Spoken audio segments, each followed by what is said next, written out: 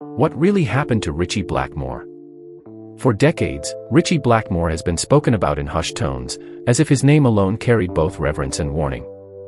He was the mysterious genius behind Deep Purple's most iconic riffs, the man whose guitar defined an era, and later, the restless soul who walked away from everything fans thought he was. But what truly happened to Ritchie Blackmore is far more complex than the headlines ever revealed. Blackmore rose to fame in the late 1960s as the driving force behind Deep Purple, crafting immortal songs like Smoke on the Water, Highway Star, and Child in Time.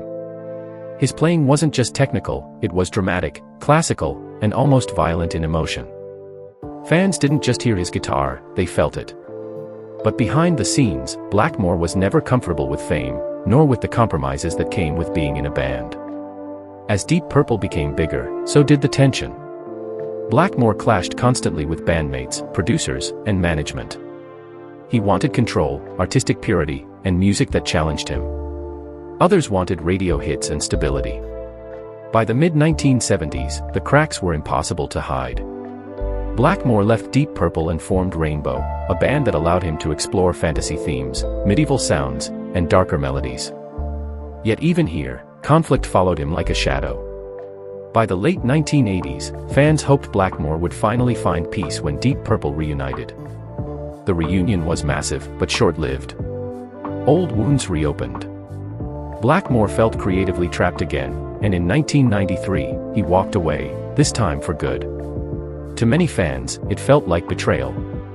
How could a man abandon the band that made him a legend? The truth is, Blackmore was never chasing fame. He was chasing a sound that existed only in his head. In the late 1990s, Ritchie Blackmore shocked the world by doing the unthinkable. He quit rock music entirely.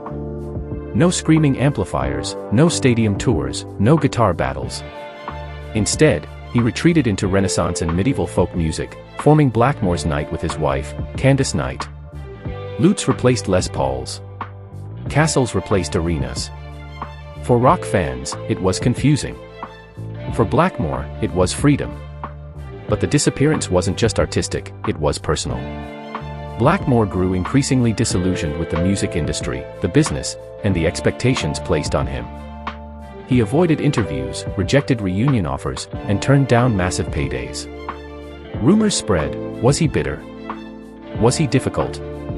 Was he angry at the world? Those close to him say something very different. Blackmore was exhausted. Years of touring, fighting, and being misunderstood had taken their toll. He wanted peace, quiet, and control over his own life.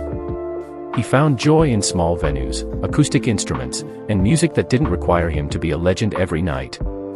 In many ways, he was finally happy, even if fans weren't. Health issues later complicated everything.